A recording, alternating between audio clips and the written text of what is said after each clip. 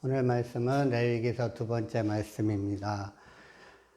무슨 허물이든지 사함을 받으리라. 무슨 허물이든지 사함을 받는 것은 하나님이 정하신 대로 하면 됩니다.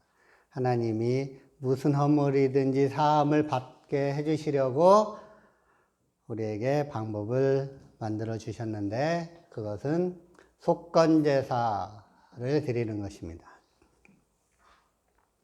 속건제사의 원리를 따라 하나님 앞에 제사를 드리고 배상을 하면 무슨 허물이든지 사함을 받게 해주셨습니다. 속건제는 배상을 한다는 개념을 담고 있습니다. 하나님 앞에도 대가를 치르고 하나님과 사람 앞에 치러야 될 대가를 치르면 무슨 허물이든지 사함을 받게 해 주시겠다는 것입니다.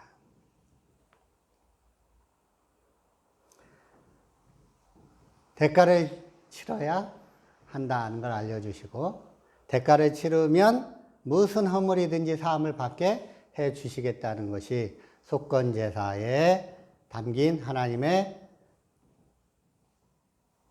긍휼과 사랑의 마음입니다. 사람들이 죄를 쉽게 범하는 까닭은 죄의 결과가 얼마나 심각하게 자신과 자신이 속한 공동체를 파괴하는지 모르기 때문입니다. 죄에는 강한 파괴력과 중독성이 있습니다. 처음에는 자의적으로 죄를 선택합니다. 그러나 일단 죄를 범하고 나면 그 다음부터는 죄가 사람을 끌고 다니기 시작합니다. 이것이 죄의 힘입니다. 아무리 죄를 범하지 않으려고 해도 육체는 어느새 죄를 범하고 있습니다. 바늘도둑이 소도둑 됩니다. 그 죄를 이길 권세는 오직 예수 그리스도의 피밖에 없습니다. 죄의 권세를 이기신 주님을 의지해야 합니다. 죄의 속성이 얼마나 무서운지 깨닫고 세상과 타협하며 죄를 짓던 습관을 버려야 합니다. 잘 모르고 실수로 죄를 지었더라도 죄를 깨닫고 하나님께 진심으로 회개하면 하나님은 어떤 죄라도 무슨 허물이든지 용서해 주십니다. 하나님께서는 모세를 통해서 이스라엘 백성들이 속건제를 드리도록 말씀해 주십니다. 속건제는 누군가에게 손해를 끼쳤을 때 하나님께 드리는 속죄와 함께 손해를 배상하는 내용을 담고 있는 제사입니다. 하나님께 속죄할 뿐만 아니라 동시에 손해배상을 하여서 잘못에 대한 대가를 지불하도록 하셨습니다. 그렇게 함으로써 무슨 허물이든지 사함을 받게 해주신 것입니다. 속건제 원어는 아샴입니다. 아샴. 이 단어에는 범죄, 과실, 배상이라는 의미를 갖습니다. 과실을 범했을 때, 의도하지 않았는데 과실을 범했을 때, 아니면 다른 사람에게 피해를 주었을 때 그 과실, 그 범죄에 대해서 배상을 한다는 의미를 갖고 있습니다. 범죄, 과실, 배상 의미를 갖습니다. 그래서 속건제는 과실에 의한 죄를 속하는 경우나 배상을 해야 하는 경우에 드리는 제사입니다. 속건제를 드리는 경우는 세 가지입니다.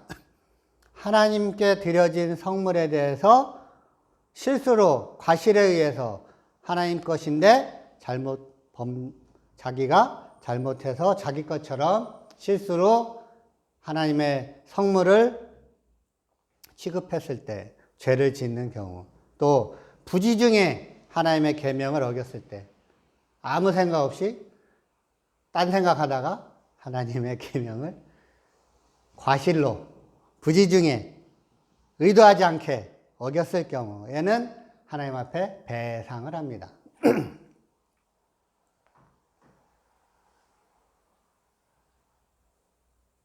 의도적으로 했을 때는 다 태워서 하나님 앞에 번제로 자기의 잘못을 회개해야 되지만, 부지중에 의도하지 않게 과실로 하나님의 계명을 범했을 때, 하나님의 성물을 범했을 때는 배상을 해야 합니다. 배상. 세 번째, 이웃에게 피해를 주었을 때는 하나님 앞에 제사를 드리는 것 외에 그 피해를 준 이웃에게 배상을 해야 무슨 허물이든지 사함을 받을 수 있게 해주십니다. 하나님한테만 회개했으니까 됐다 하고 피해를 준 이웃한테 나는 하나님한테 회개했어. 그렇게 말하면 하나님이 허물을 사해 주실 수가 없다는 원리를 담고 있는 것입니다. 피해를 지은 이웃에게 반드시 배상을 해야 하나님 앞에 드린 속죄 제사가 효과가 발생하는 것입니다. 하나님이 무슨 허물이든지 사해 주실 수 있게 된다는 것입니다. 그래서 레위기 5장 14절부터 16절까지는 첫 번째 제사, 첫 번째 속건제인 성물에 대한 속건제를 드리는 것에 대해서 14절부터 16절까지 말씀해 주십니다. 15절에 보면 누구든지 여호와의 성물에 대해서 부지 중에 범죄를 했을 때 속건제를 드리되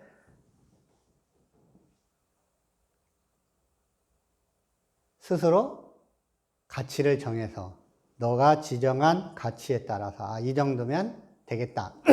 가치를 알아서 정해라. 그리고 성소의 세겔로 몇 세겔 은혜에 상당한 흠없는 순양을 양떼 중에 끌어다가 속건제로 드려라. 그래서 16절 성물에 대한 잘못을 보상을 해라. 또한 그 가격에 5분의 1을 더해라. 20%를 더해서 그 20%는 제사장에게 줘라. 그러면 제사장은 그 속건제 순양을 그를 위해서 속죄를 하고 그가 사함을 받게 될 것이다. 부지 중에 하나님의 성물에 대해서 죄를 범했을 때. 두 번째도 마찬가지입니다. 부지 중에 하나님의 계명을 과실로 어겼을 때는 속건제의 순양을 드려야 합니다. 하나님의 성물을 부지 중에 범했을 때, 자기가 취했을 때, 성물을 이용을 했을 때 하나님 것인데 하나님 것인 줄 생각을 못하고 하나님 거를 자기 것처럼 사용을 했을 때 그때는 속건제를 드리고 제사장에게는 20%를 드려야 합니다. 20%를 제사장에게, 속건제 순양은 하나님께. 성물, 하나님께 드려진 성물이 성스러운 이유는 여호와 하나님을 위해 쓰이는 물건이기 때문입니다.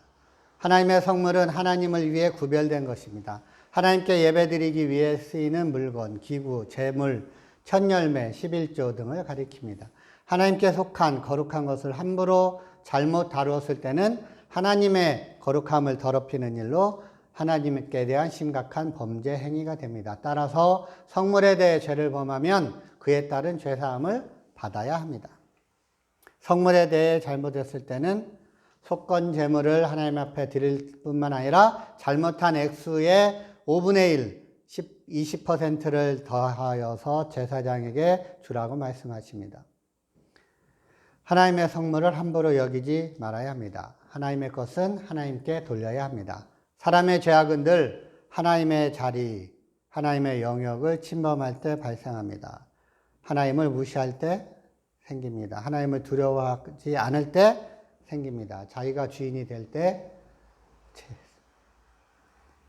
그곳에는 인간이 죄악과 탐욕의 노예가 돼서 본인이 피조물임을 망각하고 하나님 자리에 올라 권세와 영광을 차지하려고 하는 죄의 열매가 나타나게 되어 있습니다. 하나님은 이미 사람들에게 넘치도록 좋은 것을 주셨습니다.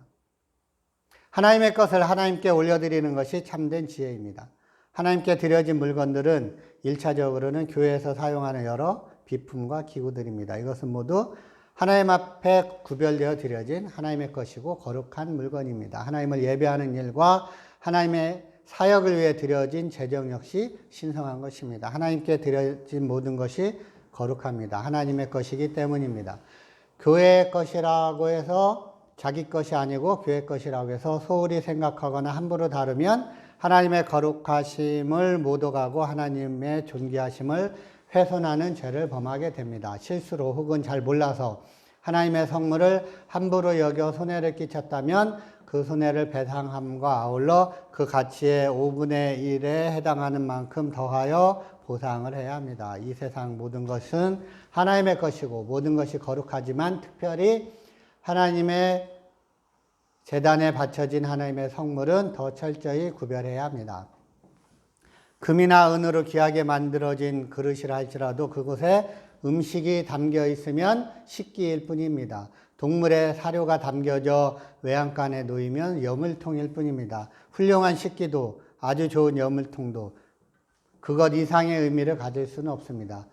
그러나 성물은 하나님의 영광을 위한 자리에 있을 때 거룩한 것입니다. 우리도 마찬가지로 하나님 곁에 있을 때만 거룩할 수 있습니다. 하나님께 쓰임받는 거룩한 도구들이 되시기를 바랍니다.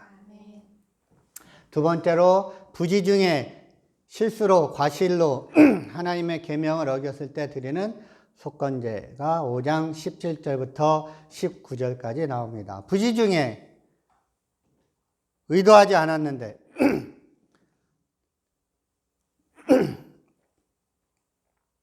과실로 하나님의 계명을 어겼을 때는 자기가 지정한 가치대로 흠없는 순양을 속건제물로 제사장에게 가져가라고 말씀하십니다. 17절, 18절.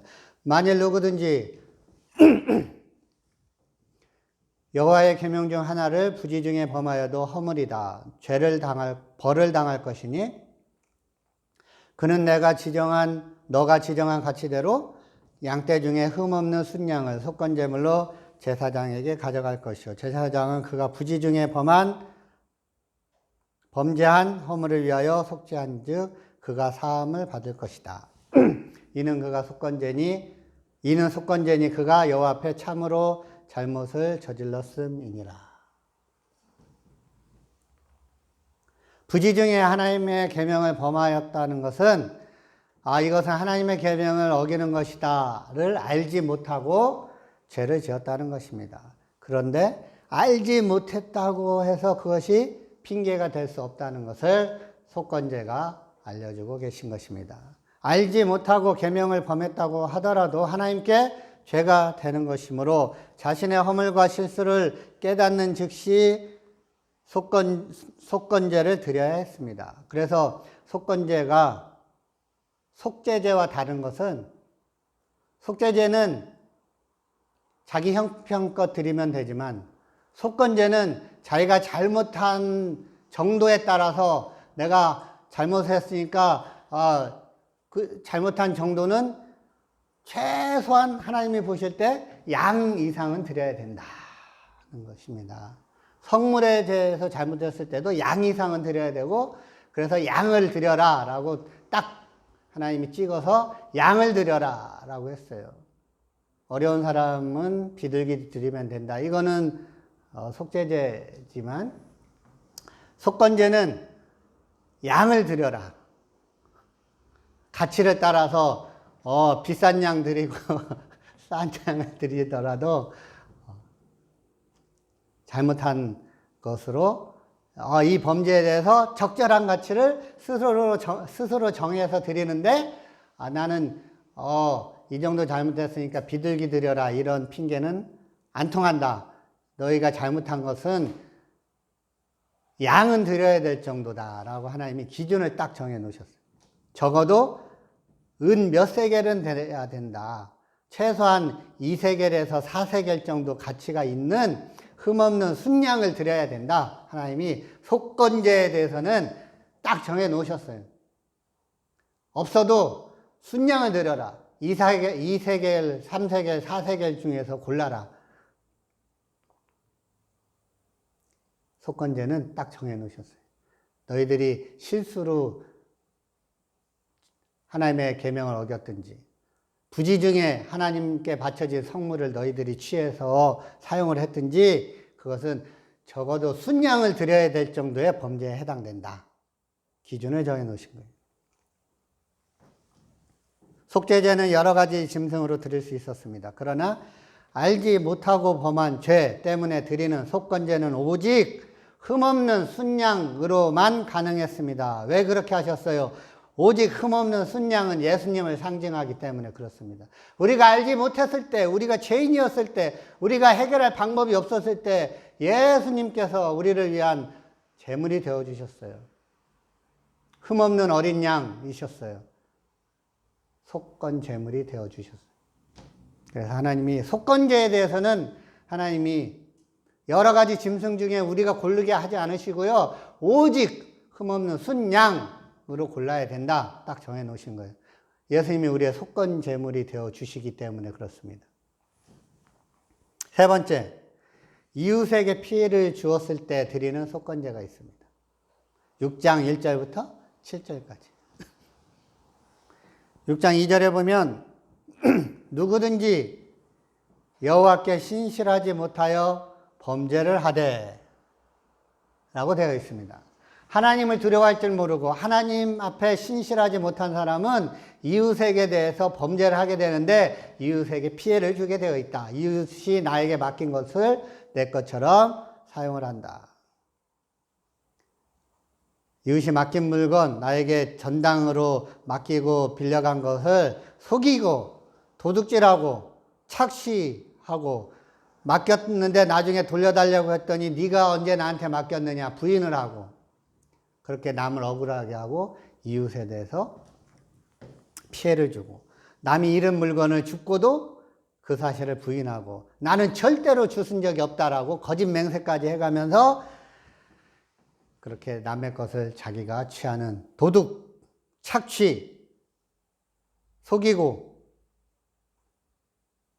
잃은 물건 줍고도 안 돌려주고 이런 죄를 범했을 때 그렇게 남에게 피해를 주었을 때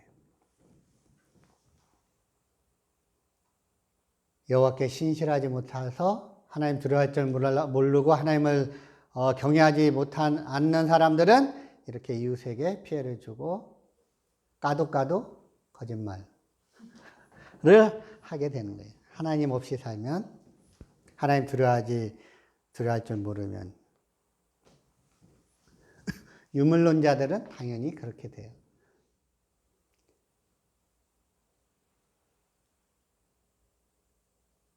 그렇게 했을 때 남의 잃은 물건을 줍고도 사실을 부인하고 거짓 맹세하고 이 모든 일 중에 하나라도 행하여 범죄했으면 이는 죄를 범하였고 죄가 있는 자다. 그 훔친 것이나 착취한 것이나 맡은 것이나 잃은 물건 주운 것이나 그 거짓 맹세했던 모든 물건을 돌려보내되 곧 본래 물건의 5분의 1, 20%를 더하여서 돌려보내라. 그 죄가 드러났을 때는 그 드러난 그날 그 임자에게 바로 줘라. 발뺌하지 말고 묵비권 쓰지 말고 잘못했으면 바로 돌려줘라. 우기지 말고 바로 돌려줘라. 그 죄가 드러난 그날 바로 그 임자에게 돌려줘라. 20%를 더해서 라고 속건제의 원리로 하나님이 말씀해 주셨어요. 그리고 돌려줄 건 돌려주고 6장 6절 그는 또 그 속건제물 양을 여호와께 가져갈지니 곧 내가 지정한 가치대로 너가 딱 가치를 정해서 이 정도 잘못을 했으면 내가 이 정도 가치는 된다. 2세겔, 3세겔, 4세겔 중에 골라서 내가 많이 훔쳤으니까 4세겔 정도 가치로 양떼 중에 흠없는 순양을 정해야 되겠구나 해서 순양을 속건제물을 위하여 제사장에게 끌고 가라. 들킨 거는 바로 그날 당장 돌려주되 20%를 더해서 손에 끼친 것 20% 더해서 돌려주고 흠없는 순양을 속건제를 위해 제사장에게 끌고 가서 하나님 앞에 속건제사를 드리면 무슨 허물이든지 사함을 받게 됩니다. 이웃에게 피해를 준 것에 대해서는 이렇게 속건제를 드려야 되는 거예요. 이웃에게 죄를 범한 경우는 이렇게 5가지로 구별됩니다. 첫째, 남의 물건을 위탁받은 후에 입을 싹 씻고 부인한 경우. 둘째, 남의 물건을 횡령한 경우. 횡령. 셋째, 남의 물건을 강도질한 경우. 넷째, 이웃을 협박해가지고 물건을 탈취한 경우. 다섯째, 남이 잃어버린 물건을 죽고도 사실을 부인한 경우에 해당됩니다. 이런 경우에도 역시 물건을 주인에게 돌려주는 것과 동시에 그 가치의 5분의 1, 20%에 해당하는 만큼을 더 보상해 주어야 하고, 들킨 날, 당일날 바로 돌려줘야 했습니다. 그렇게 돌려주고 난 후에 흠없는 순양으로 하나님 앞에 속건제물을 드려야 했습니다. 하나님은 그렇게 하나님에게 바쳐진 성물에 대하여 범죄한 사람들, 이웃의 물건에 대해 범죄한 사람에게는 범죄한 이들에 대해서 동일하게 5분의 1을 보상해서 더할 것을 명하셨습니다. 죄인 줄 모르고 하나님의 계명을 범했을 때는 5분의 1, 20%를 더 안 줘도 돼요. 몰랐으니까. 내 성물에 대해서 범죄한 경우와 이웃에게 피해를 준 경우는 5분의 1을 더해서 보상을 해라 되어 있습니다. 하나님의 계명을 어기는 줄 모르고 했을 때는 하나님이 하나님께만 하면 돼요. 이렇게 해주셨어요. 그런데 첫 번째, 성물에 대한 범죄도 역시 2절에 보면 하나님께 신실하지 못하여 범죄를 했다고 말씀하시고, 이웃에 대한 범죄도 방금 나눴듯이 하나님께 신실하지 못해서 범죄를 했다. 그래서 20%를 더해야 된다.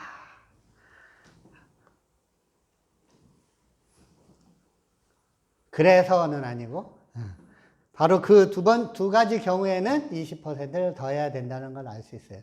그러니까 하나님 앞에 신실하지 못하면 하나님의 성물을 함부로 여기게 되고 이웃에 대해서도 피해를 주게 된다는 것이죠. 누구든지 여호와께 신실하지 못하여 범죄한 것이다는 것입니다. 이웃의 물건을 함부로 하는 것은 여호와께 신실하지 못하여 죄를 범하는 것이다 말씀했습니다. 이웃의 물건을 탐해서 소유했다면 그것은 하나님께 신실하지 못한 행동이고 하나님의 물건을 함부로 다루는 것과 같은 보상을 20%의 보상을 해야 됐습니다. 하나님의 성물을 함부로 다루는 것이나 이웃의 물건을 함부로 탐해서 소유하고 이웃에게 피해를 준 것을 같이 20% 더해서 보상을 하게 하셨다는 거예요. 그러니까 하나님의 성물, 하나님께 바쳐진 물건을 함부로 다루는 것과 하나님의 형상으로 지으심 받은 사람에 대한 범죄를 둘 다 하나님께 대한 범죄로 하나님이 여기신 거예요. 하나님 앞에 신실하지 못했기 때문에 행하여진 범죄. 그래서 20% 보상을 해야 되는 거예요. 20%만큼 손해를 봐라.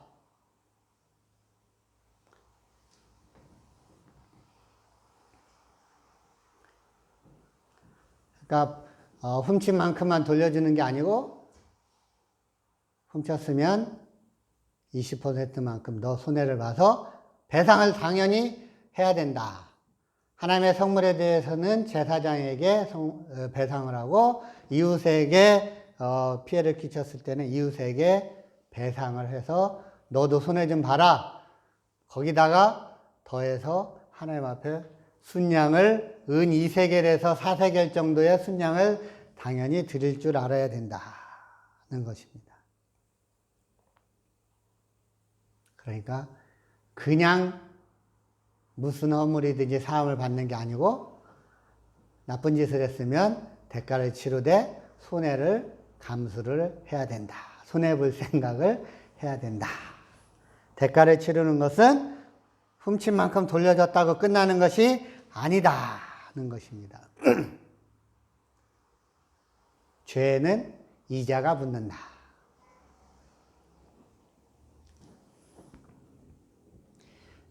하나님의 물건을 함부로 다루든지 하나님의 형상으로 지으심 받은 사람에게 피해를 주든지 그것은 다 하나님께 대한 범죄와 같이 취급을 하셨다는 것입니다. 탐심은 재물을 떠받드는 것이기 때문에 우상숭배라고 할 수 있습니다. 사탄은 탐심을 유발해서 죄를 범하도록 부추기는데 탁월한 재능을 가지고 있습니다. 하나님을 섬기지 않는 사람은 사탄이 마음껏 갖고 놉니다. 그래서 말은 그럴듯하게 하지만 뒤로는 자기의 이익을 취하는데 혈안이 돼서 한도 끝도 없이 결국은 벼랑 끝으로 몰리게 되어 있습니다. 현대인들은 더 좋은 집, 더 좋은 차, 더 좋은 옷, 더 좋은 직장, 더 좋은 지위를 움켜쥐려고 앞으로만 달려갑니다. 늘 더 좋은 것을 추구하는 것은 발전하는 것처럼 보이지만 실제로는 자신의 욕망을 끝없이 채우기 위해서 피곤한 삶을 반복하는 경우가 더 많습니다. 더 좋은 것을 가지려는 욕구는 탁월함과 성장이라는 가면을 쓰고 현대인의 욕망을 부채질하고 있습니다. 그러는 사이에 에너지, 시간, 돈을 쓸모없는 곳에 낭비하게 되고 가정과 인간관계가 깨지고 마음은 더 공허해집니다. 자족할 줄 모르고 다른 사람들과 비교하여 갖는 탐욕이 사람들을 벼랑 끝으로 내몰기 때문에 물질적으로 풍요해질수록 정신질환자가 점점 더 많아지는 것을 보게 됩니다. 그러므로 우리는 어떤 영역에서든지 탐심을 버려야 할 것입니다. 성령님께서 조명해 주시도록 기도해야 합니다. 그리고 그런 부분을 영적인 가치관으로 영적인 것을 추구하도록 변화시켜 주시도록 간구해야 합니다. 믿음을 선택할 수 있도록 성령님의 능력을 받게 되시기를 바랍니다. 그렇게 삶의 매 순간이 영적인 전쟁입니다. 우리를 향한 사탄의 공격은 쉴 틈 없이 계속됩니다. 그래서 우리는 늘 자신을 점검해야 됩니다. 체크리스트를 정해놓고 내가 하나님의 말씀대로 행했는지 비춰보아야 될 것입니다. 그리고 기도하고 하나님의 은혜를 구해야 될 것입니다. 인간은 약해서 수시로 하나님의 자리를 탐하고 다른 사람들의 자리를 차지하려고 합니다. 넘지 말아야 할 경계선을 넘어서려는 악한 충동과 싸우는 것도 영적인 전쟁의 한 부분입니다. 주님은 먼저 하나님을 사랑하고 이웃을 자기 자신같이 사랑하는 것이 모든 계명의 으뜸이고 율법의 완성이라고 말씀하셨습니다. 하나님과의 관계는 사람들과의 관계로 이어지고 사람들과의 관계를 통해서 하나님과의 관계가 드러나게 되어 있습니다. 그래서 이웃에 대한 범죄는 사람에게뿐만 아니라 하나님을 향한 범죄가 됩니다. 하나님은 불꽃 같은 눈으로 두루 감찰하시면서 선악을 판단하시고 심판하시는 분이십니다. 그러므로 신실한 하나님의 사람들은 하나님뿐 아니라 이웃에게도 바르고 정직하게 행해야 합니다. 참된 경건은 고아와 과부와 어렵고 힘없는 사람을 돕는 것입니다. 누구나 악한 본성을 가지고 있기 때문에 순간적인 욕심에 이끌려 죄를 지을 수 있지만 회개함으로 사함을 받고 화해와 용서를 통해 이웃뿐 아니라 하나님과 더 친밀한 관계를 맺을 수 있습니다. 우리는 빛의 사람들입니다. 이 주님께 받은 사랑의 빛을 이웃에게 널리 전하는 삶을 살아야 할 것입니다. 사람은 누구나 실수로 죄를 범할 수 있습니다. 그러나 하나님은 죄를 지은 인간에게 다시 기회를 주십니다. 하나님의 지시대로 하나님이 정하신 규례와 원리대로 속건제를 드리는 사람은 누구든지 무슨 허물이든지 사함을 얻습니다. 6장 7절 6장 7절 다 같이 읽겠습니다. 시작.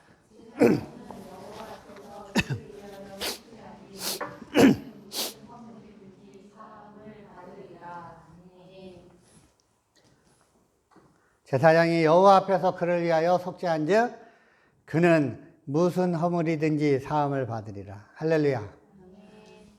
무슨 허물이든지 사함을 받으리라. 하나님의 뜻은 여기에 있습니다. 무슨 허물이든지 사함을 받으리라. 할렐루야.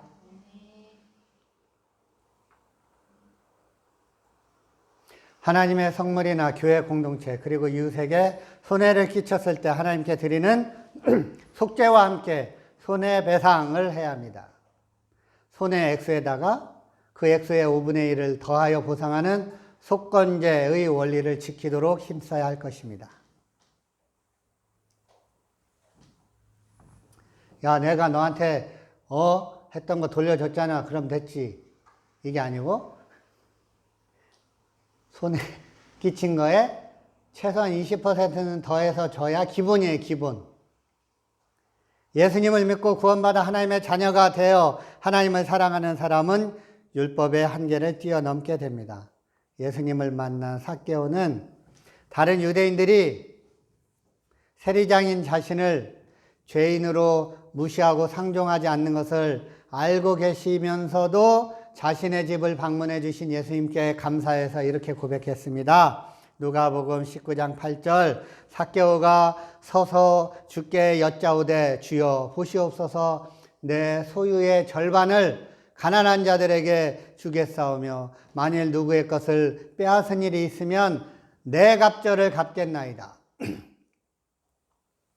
삭개오는 자기 재산 절반을 가난한 사람들에게 주겠다. 다른 사람에게 뺏은 것은 배상을 하되 4배로 배상을 하겠다. 이렇게 예수님께 고백하고 선포합니다. 율법의 기준은 20%만 하면 되는데 삭개오는 4배를 보상을 하고 자기 전재산 절반을 가난한 사람들에게 다 주겠다고 고백을 합니다. 율법의 기준을 훨씬 뛰어넘은 액수입니다. 그러니까 율법의 기준은 뭐예요? 사람들에게 적어도 이 정도는 해라. 적어도 20%는 배상을 해야 한다. 최소한의 한계를 그어주신 것이지만 예수님을 만나고 사랑의 원리를 따라 사는 사람들은 사랑은 율법을 완성하게 해주는 것입니다. 그래서 재산 절반을 주고 4배로 배상을 하겠다. 이렇게 자발적으로 하게 되어 있습니다. 주님의 사랑을 받은 사람들은 이렇게 되는 거예요. 내가 벌은 내 재산 절반은 가난한 사람들에게 주고 내가 다른 사람에게 피해를 준 것이 있으면 4배는 배상을 하고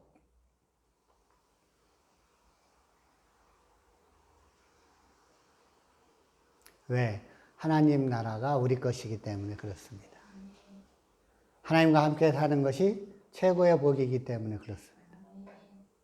주님을 만난 것이 하나님의 자녀가 된 것이 하늘나라 상속을 받은 것이 이 땅의 어느 것으로도 비교할 수 없는 것이기 때문에 영원한 것이기 때문에 진짜이기 때문에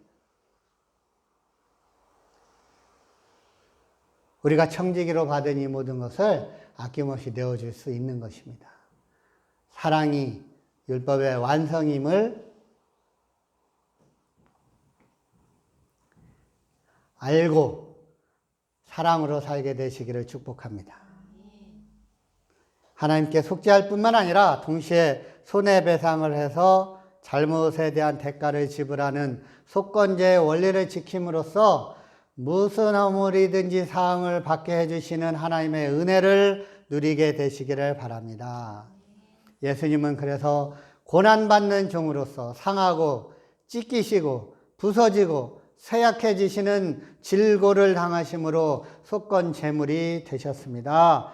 이사야 53장 10절 여호와께서 그에게 상함을 받게 하시기를 원하사 질고를 당하게 하셨은즉 그의 영혼을 속건 제물로 드리기에 이르면 그러니까 예수님을 속건 제물로 우리가 아직 죄인 되었을 때 하나님에게 우리가 죄 짓는 줄도 모르고 죄 짓고 있는 이 모든 것에 배상을 하나님께서 예수님을 통해서 받으시려고 예수님을 어떻게 하셨냐? 속건제물로 드리도록 하시려고 이사야 53장 10절에 하나님이 그에게 상함을 받게 하셨고 질고를 당하게 하셔서 그의 영혼을 속건제물로 드리도록 하셨다는 것입니다.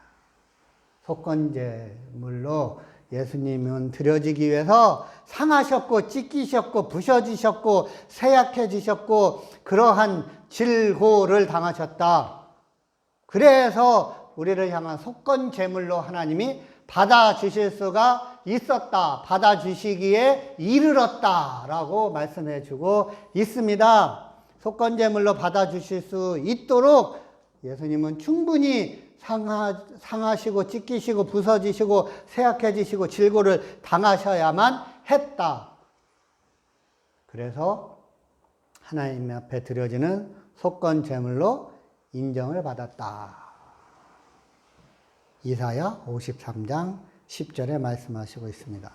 예수님은 하나님의 백성을 대신해서 백성이 받아야 할 죄의 형벌과 고통을 대신 받았고 예수 그리스도의 고난과 질고는 우리 죄의 대가를 하나님 앞에 보상하는 속건 제사였습니다. 그러니까 예수 그리스도의 죽음은 우리의 죄를 완벽하게 태워드리는 완벽한 번제였고 완전한 번제였고 하나님과 우리의 관계를 회복시켜 주시고 벽을 허물어뜨리시고 하나님과 기쁨의 교제를 나누게 하시는 완전한 화목제이시고 우리가 살아가는 모든 삶의 부정함을 씻어주시는 완전한 속죄제일 뿐만 아니라 우리가 알지 못해서 죄인이었을 때 하나님 앞에 행했던 모든 죄를 대가를 치러주시는 완전한 속건제로 예수 그리스도께서 십자가에서 돌아가셨다는 것입니다. 그러므로 예수 그리스도의 보혈 안에 있는 죄사함의 권세는 어떤 사람에게나 어떤 범죄에게나 무슨 허물이든지 사해 주시는 효력이 있다는 것입니다. 십자가의 보혈을 믿고 죄에 대해 철저한 회개가 있어야 됩니다. 그리고 죄악된 삶을 버리고 하나님이 뜻하신 대로 변화되는 성령 충만한 삶을 살게 되시기를 바랍니다. 그런 사람에게 그렇게 대가를 지불해 주신 예수님을 우리 삶을 통해서 그리스도께서 내 안에 살아계신 삶을 살아갈 때 무슨 허물이든지 사해 주시는 하나님의 은혜와 사랑이 언제나 풍성할 것입니다. 무슨 허물이든지 사함을 받는 사해 주신 하나님의 은혜와 사랑으로 풍성한 삶을 살게 되시기를 축복합니다. 날 구원하신 예수님 영원히 찬송하겠네. 찬양하겠습니다.